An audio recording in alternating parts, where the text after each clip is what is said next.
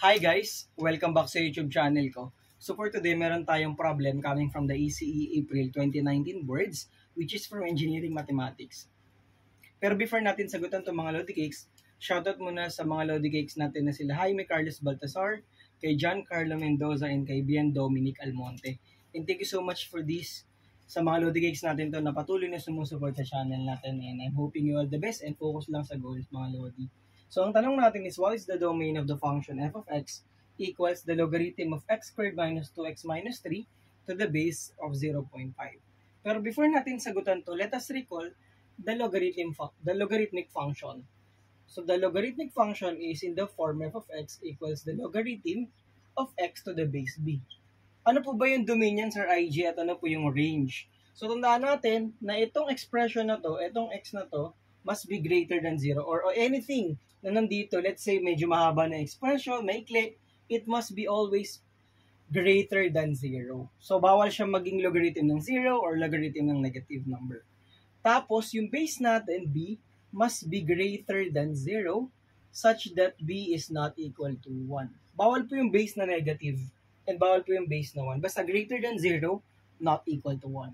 And also, yung range natin, let's say yung range natin is in terms of y, that is from negative infinity to positive infinity, or the element of real numbers. So, kumbaga kahit anong value, pwedeng negative, pwedeng positive.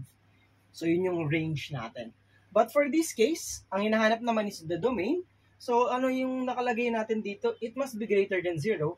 So, x squared minus 2x minus 3 must be greater than 0. So, how do we solve a quadratic inequality? So, in solving a quadratic inequality, the first thing that we must do is we will factor the left side of the inequality. So, factoring this one, so we have x minus 3 multiplied by x plus 1 is greater than 0. Okay guys, so here's the trick.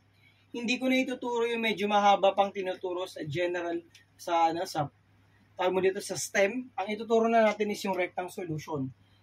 Or yung mas mabilis na paraan. Kapag greater than 0 siya sa quadratic inequality, tapos positive naman yung coefficient ng x squared natin, so ang gagawin natin dito guys, kunin muna natin yung factors. So kapag yung x minus 3, in-equate natin kay 0.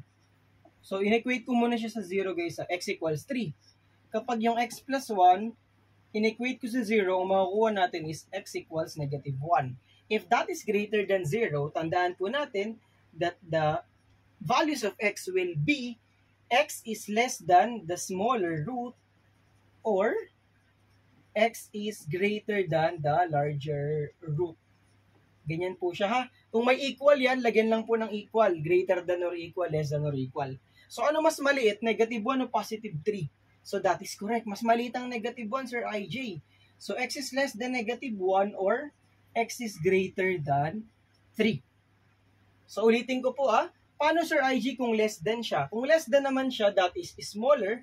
If this is less than, guys, kunyari less than, lalagay mo lang is smaller is less than x is less than the larger.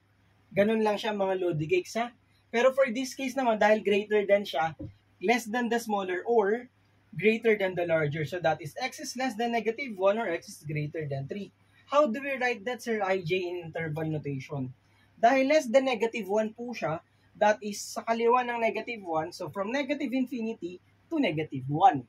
Okay, so dalawa yung possible, pareha silang negative 1. Kaya lang, titingnan natin yung larger. So that is from 3 up to infinity, basta hindi kasali si 3.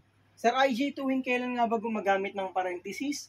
Parenthesis po yan kapag walang equal. Kapag may equal, gagamit tayo ng bracket. Tapos yung negative infinity tsaka infinity, lagi po siyang open and close parenthesis. Tandaan po natin yan. Therefore, the answer to this board problem is letter D. Sa mga makakapanood dito na senior high or yung nag-take ng STEM, pwede nyo itong isolve using yung pag-solve nyo sa inequality sa general mathematics. Pero for this case kasi, since we are dealing with board problem, I will proceed with yung mas mabilis ng solution. And if ever may questions, clarifications, huwag po kayo mahiya mag-comment sa comment section. And thank you so much to those who keep on supporting our channel. Keep safe mga Lodi Cakes. I hope you'll learn more on our next engineering and math-related tutorials, and kita-kits. Bye-bye!